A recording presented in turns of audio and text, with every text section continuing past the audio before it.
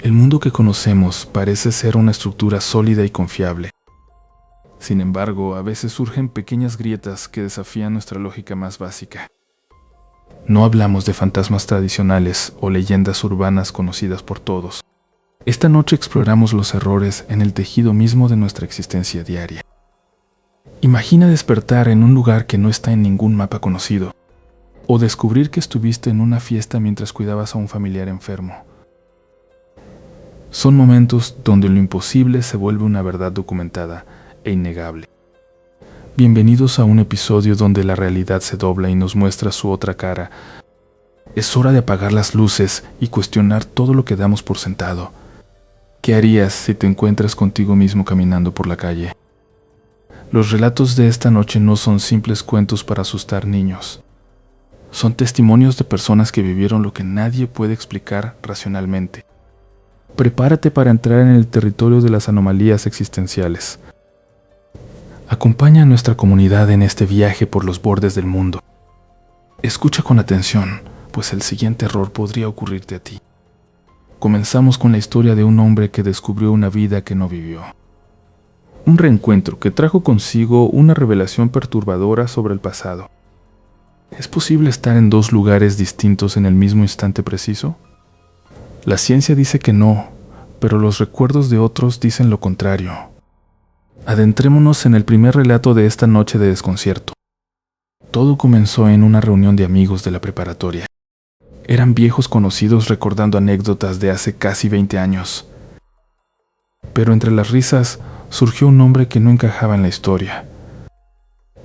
Mencionaron una fiesta en Cuernavaca a la que Moy juraba no haber ido. Los detalles eran demasiado específicos para hacer una simple confusión de nombres. Hablaron de su coche, de su ropa y de su llegada tardía a la casa.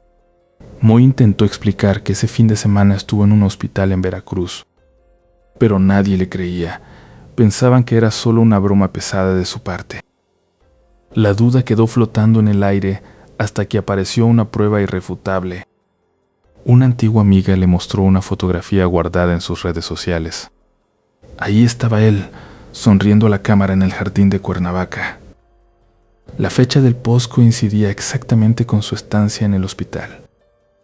El horror no era la foto, sino la imposibilidad física de su existencia. ¿Quién era ese hombre que vestía su ropa y compartía a sus amigos? ¿Una versión alterna que decidió vivir la fiesta en lugar de la tragedia? El relato nos deja con una inquietud que no se borra con explicaciones. A veces, la realidad simplemente comete un error de duplicidad, y esas huellas digitales quedan marcadas para siempre en el tiempo. Pasamos ahora a la historia de Julián y su encuentro con lo inexplicable. Un joven que llegó a casa solo para descubrir que ya estaba allí. El eco de aquel encuentro con el doble en la casa seguía resonando en mi mente como una nota desafinada. Para intentar olvidar el miedo, acepté una invitación a una vieja casona en el clima cálido de Cuernavaca. Éramos 6 amigos buscando el escape perfecto bajo el sol de mediodía. La tarde transcurrió entre risas, música de fondo y el sonido del agua salpicando la piedra. Saqué mi cámara digital, una reliquia de aquellos años, decidido a capturar cada momento de alegría. Mis amigos posaban distraídos mientras yo buscaba los mejores ángulos de la propiedad. En un momento de calma, decidí caminar hacia la parte trasera de la casa, donde la vegetación era más densa. Sentí una extraña corriente de aire frío que no encajaba con el calor sofocante del estado de Morelos. Frente a mí se alzaba una estructura de madera vieja que servía como almacén para las herramientas del jardín. Por un segundo, creí ver una silueta moviéndose detrás de los cristales sucios de la pequeña ventana. Sin pensarlo mucho, levanté la cámara y disparé una ráfaga de fotos hacia el cristal empañado. El destello del flash pareció congelar el tiempo por un instante eterno. Bajé la cámara y miré la pantalla pequeña, pero la imagen se veía demasiado oscura para distinguir algo. Una sensación de que alguien me observaba desde los árboles me obligó a regresar con el grupo. Cenamos pizza y contamos historias de terror, sin saber que la verdadera pesadilla estaba guardada en mi bolsillo. A la mañana siguiente, el sol borró cualquier rastro de la inquietud nocturna. Decidimos conectar la cámara a una computadora vieja que había en el estudio para ver las fotos del día anterior. Mis amigos se amontonaron detrás de mí, burlándose de las caras que hacían en las imágenes. Pasamos fotos de la alberca, de la carne asada y de nuestras sombras proyectadas en el pasto. Entonces llegamos a la serie de fotos que tomé en el jardín trasero cerca del almacén. La primera imagen mostraba solo la madera vieja y el reflejo del flash en el vidrio. Pero en la segunda foto, justo al borde del encuadre, aparecía una figura que nos dejó helados. Era un joven parado junto a un arbusto, mirando directamente a la cámara con una expresión de vacío total. Mi mejor amigo señaló la pantalla con un dedo tembloroso y me preguntó cuándo me había cambiado de ropa. El sujeto de la foto llevaba la misma playera negra con el logotipo desgastado que yo traía puesta en ese momento. Revisé el reloj de la cámara. La foto fue tomada a las 7:42 de la tarde, cuando yo estaba solo frente al almacén. Era físicamente imposible que yo estuviera tomando la foto y posando en ella al mismo tiempo. Sumamos la imagen hasta que los píxeles empezaron a romperse, tratando de encontrar un truco de luz. El rostro en la imagen no era una mancha de sombra, era mi propia cara con la misma cicatriz pequeña en la ceja. El silencio en la habitación se volvió tan pesado que casi podíamos oír nuestros latidos. Uno de mis amigos sugirió que tal vez alguien me estaba haciendo una broma pesada con Photoshop. Pero la cámara no había salido de mi vista en todo el viaje y no teníamos internet en la casa.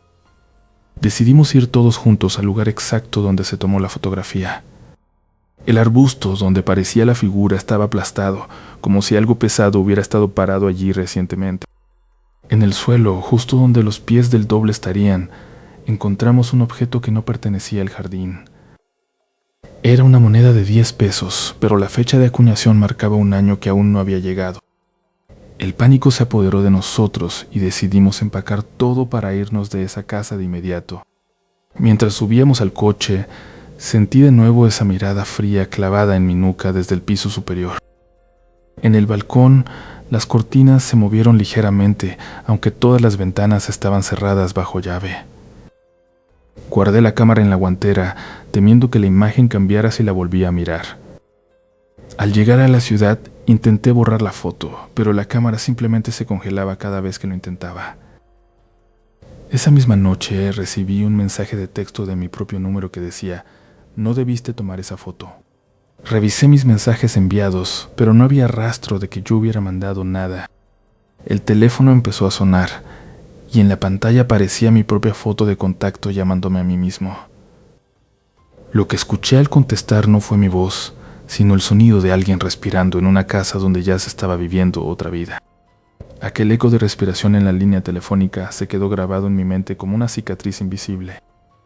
Decidí que necesitaba el refugio de la familia para calmar los nervios después de aquel incidente. La casa de mis abuelos siempre había sido mi lugar seguro contra cualquier miedo. Toqué el timbre esperando el sonido familiar de los pasos de mi abuelo sobre el piso de madera. Sin embargo, cuando la puerta se abrió, el rostro de mi abuela no mostraba la sorpresa habitual de una visita inesperada. Ella me miró fijamente y me preguntó por qué había regresado tan pronto si acababa de irme. Mis manos empezaron a sudar mientras le explicaba que yo apenas acababa de llegar de la ciudad. Mi abuelo apareció detrás de ella y afirmó con total seguridad que habíamos cenado juntos hacía apenas una hora. Ellos describieron mi ropa, mis palabras y hasta la forma en que me quejé del cansancio del viaje. Yo insistía en que eso era imposible, pues estuve sentado en un autobús durante las últimas 3 horas. La mirada de mi abuela cambió de la confusión a un miedo profundo que nunca antes le había visto. Ella me llevó hacia el comedor, donde la mesa todavía no había sido recogida por completo. Allí, sobre el mantel, había un plato usado con restos de la comida que ella decía haberme servido. Noté que el vaso de agua todavía tenía pequeñas burbujas, como si alguien lo hubiera dejado allí hace instantes.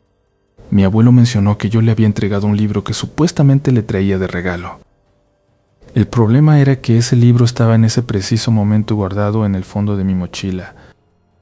Al colocar ambos libros sobre la mesa, nos dimos cuenta de que eran exactamente iguales, hasta en el desgaste de las esquinas. Mis abuelos empezaron a rezar en voz baja mientras se alejaban de los objetos. Intenté buscar una explicación lógica, pensando que quizás algún primo se me parecía demasiado. Pero mi abuela me recordó que el visitante conocía secretos de mi infancia que nadie más sabía. Según ella, yo me había despedido diciendo que pronto todos estaríamos en el mismo lugar. Corrí hacia el baño para mojarme la cara y tratar de despertar de lo que parecía una pesadilla. Al mirarme en el espejo, el vapor de la ducha que alguien más había usado todavía empañaba el cristal. Limpié el espejo con la mano y vi una palabra escrita en el vapor desde el otro lado del vidrio. La palabra era simplemente mi propio nombre, escrito con una caligrafía que reconocí como la mía. Salí del baño gritando y le pedí a mi abuelo que revisara toda la casa. Registramos cada habitación, debajo de las camas y dentro de los armarios empotrados. La casa estaba cerrada por dentro, con todos los pestillos puestos tal como mi abuela lo hacía siempre. No había rastro de una entrada forzada ni de ninguna persona oculta en las sombras. Regresamos a la sala, donde el silencio se volvió tan pesado que dolía respirar. Fue entonces cuando vi algo extraño en el perchero junto a la entrada principal. Colgaba una chaqueta idéntica a la que yo llevaba puesta, mojada por una lluvia que aún no había comenzado. Al tocarla, el tejido estaba frío como el hielo, como si hubiera estado en un lugar sin sol durante siglos. Mi abuela me confesó que yo no había comido con la mano derecha, a pesar de que siempre he sido diestro.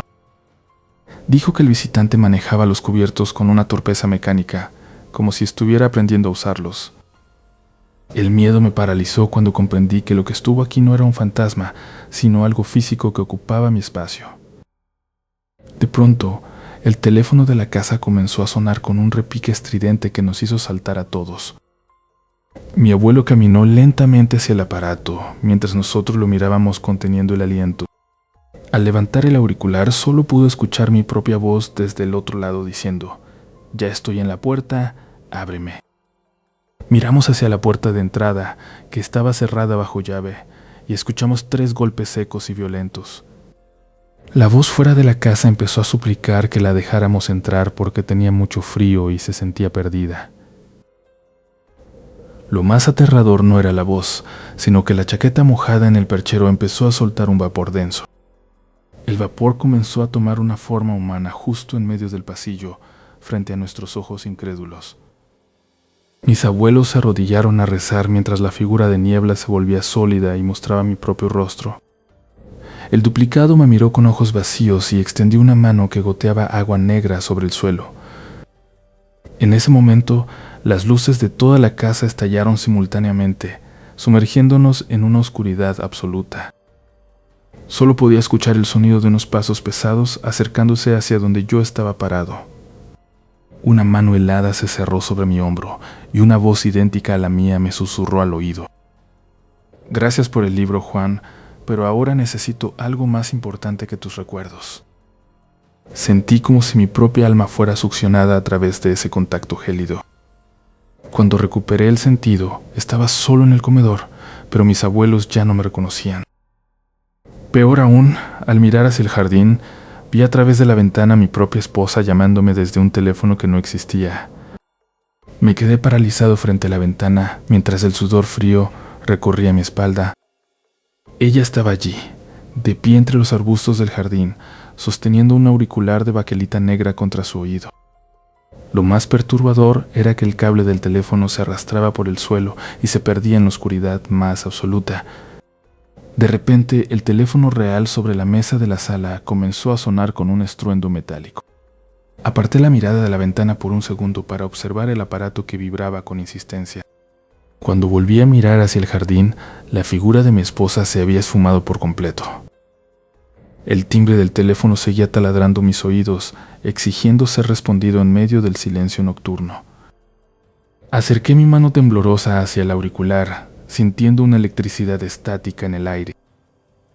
Finalmente descolgué el teléfono y me lo llevé al oído sin decir una sola palabra. Al otro lado de la línea no se escuchaba la voz de mi esposa, sino un susurro distorsionado por la estática. Era una voz que sonaba como la de ella, pero grabada hace décadas en una cinta magnética desgastada. No salgas al pasillo si escuchas que abren la puerta, susurró la voz con una angustia palpable. Mi corazón se detuvo cuando justo en ese instante escuché el sonido de una llave girando en la cerradura principal. Miré el identificador de llamadas del teléfono inalámbrico que estaba a mi lado y el número era el mío propio. ¿Cómo podía estar llamándome a mí mismo desde el futuro o desde otra habitación? La puerta principal se abrió con un chirrido lento que pareció durar una eternidad. Aguanté la respiración, ocultándome detrás de la pared del comedor para no ser visto. Unos pasos familiares resonaron sobre la madera, con el mismo ritmo que los de mi mujer al llegar del trabajo. Pero ella estaba fuera de la ciudad en un viaje de negocios a cientos de kilómetros de distancia. La voz en el teléfono volvió a sonar, esta vez con un tono de llanto desesperado. Por lo que más quieras, no dejes que te vea, porque si te mira, la realidad se romperá, advirtió el susurro.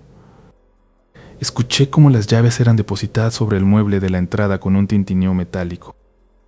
La silueta que cruzaba el pasillo era idéntica a la de ella, incluso llevaba el mismo abrigo rojo que le regalé. Me agaché debajo de la mesa, con el auricular aún en la mano, sintiendo cómo mi pulso se aceleraba. La entidad comenzó a tararear una melodía que solo nosotros dos conocíamos. El tarareo no provenía de su garganta, sino que parecía emanar directamente de las paredes de la casa. La voz en el teléfono empezó a gritar órdenes incoherentes sobre cerrar los ojos. Sentí el frío de sus pasos acercándose a mi escondite, haciendo crujir la madera vieja. Una mano pálida y larga descendió lentamente por el borde del mantel. En un acto de desesperación, arrojé el teléfono hacia el otro lado de la habitación para distraerla. El teléfono golpeó la pared y la conexión se cortó con un estallido de estática blanca. La figura se giró bruscamente hacia el sonido, moviéndose con una agilidad inhumana. Aproveché ese segundo para salir de debajo de la mesa y correr hacia la cocina. Me encerré allí y apoyé todo mi peso contra la puerta de madera. Busqué mi propio teléfono móvil en el bolsillo para llamar a la policía, pero la pantalla estaba muerta. En el reflejo del cristal del horno vi algo que me heló la sangre por completo. Mi propio reflejo no me estaba imitando, sino que estaba observando algo detrás de mí dentro de la cocina. Lentamente giré la cabeza y vi que el grifo del fregadero estaba soltando un líquido espeso y negro.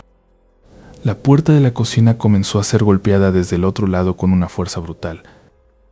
«¡Déjame entrar! ¡Sé que estás ahí!», gritó la voz de mi esposa, pero esta vez con un tono demoníaco. De repente, el silencio volvió a inundar la casa de forma abrupta y antinatural. Me acerqué a la puerta y miré por la rendija de la cerradura con el corazón en un puño. Lo que vi al otro lado no era un pasillo, sino una tienda de ropa desconocida donde una versión de mí mismo me miraba fijamente. Mis pies cruzaron el umbral de aquella puerta que no debería haber estado allí. El aire dentro de la tienda era denso y olía a naftalina vieja mezclada con ozono. Apenas a 3 metros de distancia, la figura que me observaba no se movió ni un centímetro. Llevaba exactamente la misma chaqueta azul marino que yo traía puesta esa tarde. Mis ojos recorrieron su rostro y encontré la pequeña cicatriz en su ceja izquierda.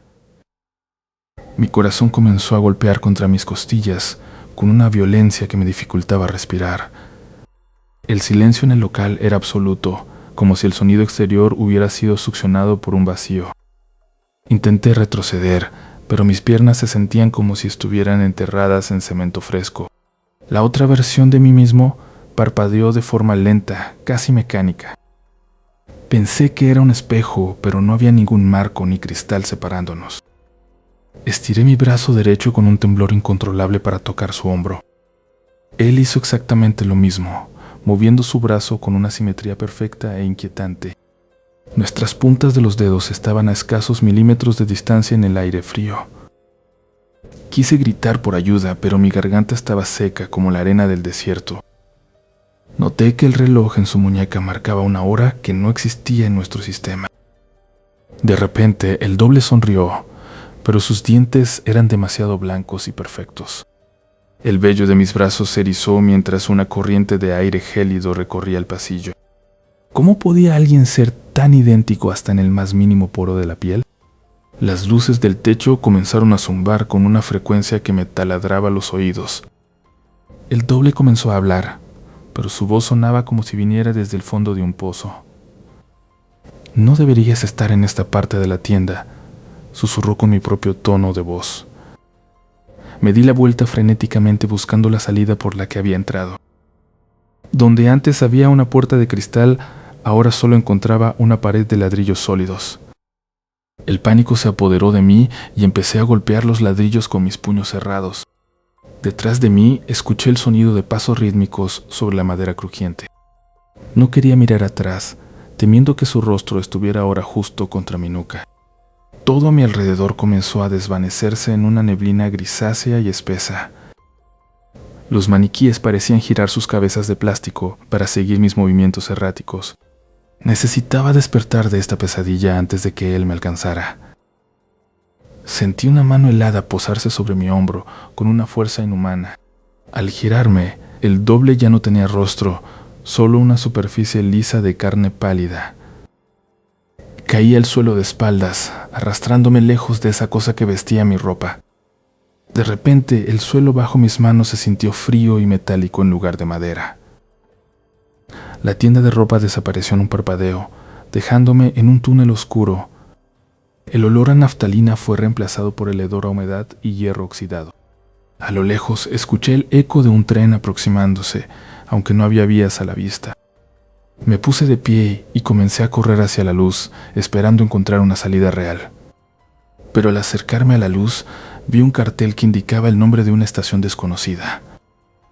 Estaba atrapado en un lugar que no figuraba en ningún mapa del mundo conocido. Fue entonces cuando vi que el doble me esperaba sentado en un banco de la plataforma. Sostenía en sus manos un boleto con mi nombre y la fecha de hoy escrita en sangre. Justo cuando iba a hablar, las luces se apagaron por completo y sentí un susurro en mi oreja diciendo: «Bienvenido a casa». Salí corriendo de la tienda con el corazón martillando contra mis costillas tras escuchar aquel susurro gélido. Mis pies me llevaron por instinto hacia la entrada del metro más cercana para escapar de la oscuridad de la calle. Bajé las escaleras mecánicas que chirriaban de una forma que nunca antes había notado. El aire en el túnel se sentía inusualmente denso y olía a hierro oxidado y humedad antigua. No había nadie más en los pasillos, lo cual era extraño incluso para ser tan tarde. Consulté el mapa de la pared, pero las letras parecían borrosas o escritas en un idioma que no lograba descifrar. Un tren de aspecto antiguo y plateado entró en la estación sin hacer apenas ruido. Las puertas se abrieron con un suspiro neumático que sonó casi como un lamento humano. Entré mecánicamente, buscando cualquier lugar que me alejara de lo que había visto en la tienda. El interior del vagón estaba cubierto de un polvo fino y los anuncios en las paredes eran de décadas pasadas. El tren comenzó a moverse, pero no sentí la aceleración habitual bajo mis pies. Miré por la ventana y solo vi una oscuridad absoluta que parecía devorar la luz del vagón. De repente, el tren comenzó a frenar en una estación que no estaba marcada en el tablero digital. La voz por los altavoces anunció un nombre que nunca había escuchado en toda mi vida en esta ciudad. Las puertas se abrieron hacia un andén que parecía haber estado abandonado durante un siglo.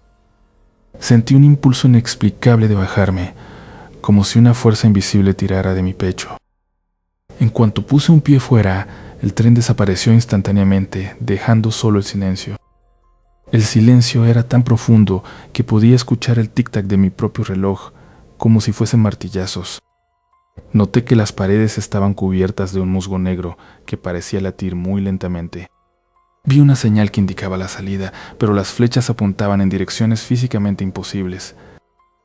Caminé por el andén y encontré un puesto de periódicos con ejemplares fechados en el futuro. La foto de portada mostraba mi propia cara con una expresión de agonía absoluta. Solté el periódico como si me quemara las manos y retrocedí hacia las sombras. Escuché pasos que venían desde el final del túnel, pero no eran pasos de zapatos, sino algo más pesado.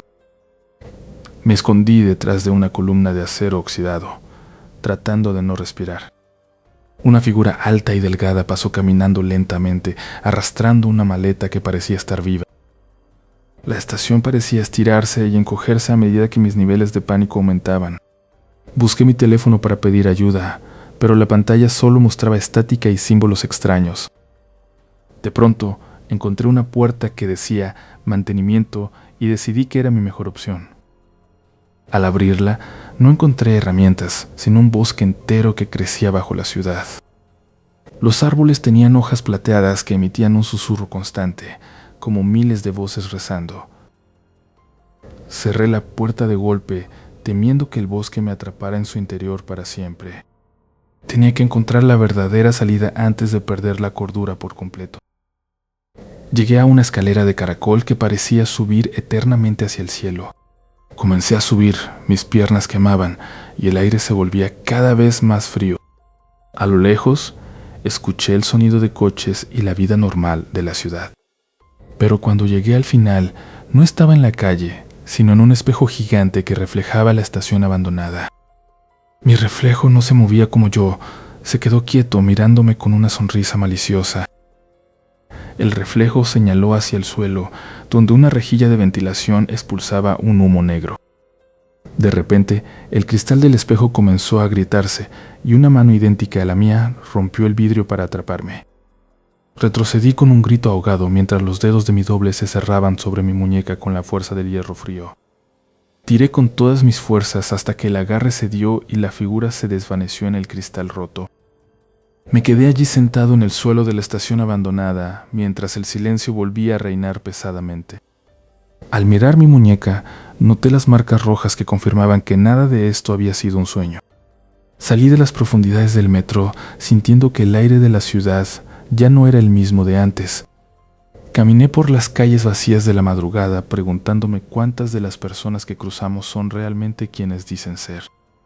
Recordé la foto de Cuernavaca donde aparecían personas que nunca estuvieron físicamente presentes. Pensé en los abuelos que recibieron a un nieto que aún no había salido de su propia casa. El mundo que consideramos sólido y predecible parece ahora un castillo de naipes a punto de caer. Estas grietas en la realidad no son errores fortuitos, sino recordatorios de nuestra propia ignorancia. Acepté que la lógica es solo una venda que nos ponemos para no ver el caos que nos rodea. Decidí que no oiría más de estas verdades aunque me costara la tranquilidad de mi mente. El sol comenzó a asomar tímidamente entre los edificios de concreto y cristal. Vi a la gente despertar y salir a sus rutinas sin sospechar que el espacio-tiempo coqueteó con el desastre anoche.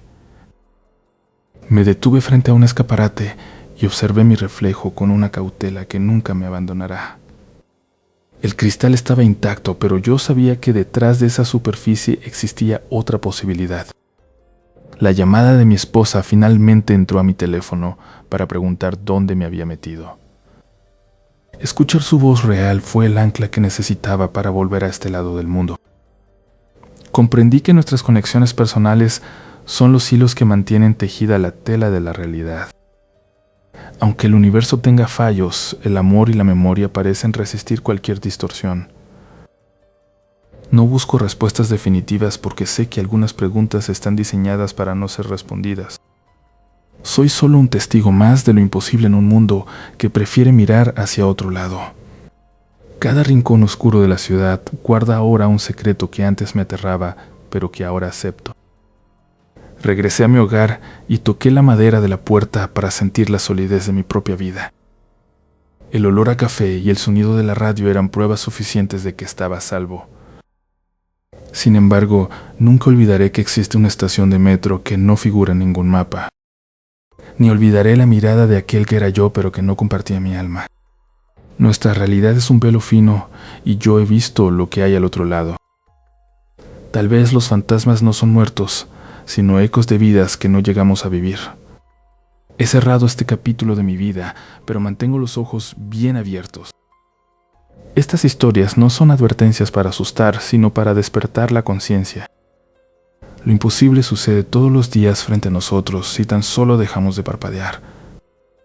Al final del día, lo que importa es que seguimos aquí, respirando y sintiendo. Las luces de la ciudad comenzaron a encenderse una a una mientras la noche regresaba. Ya no temo a la oscuridad porque sé que yo también soy parte de este misterio. Todo conflicto se ha resuelto en mi interior y ahora solo queda la calma del conocimiento. El tejido de la existencia es vasto y hermoso en su extrañeza infinita. Despido estos relatos con la esperanza de que tú también encuentres tu verdad. La próxima vez que sientas un escalofrío sin razón, no lo ignores. Buenas noches a todos los que aún creen en lo imposible. Nuestra historia termina aquí, pero el misterio de la realidad continuará por siempre.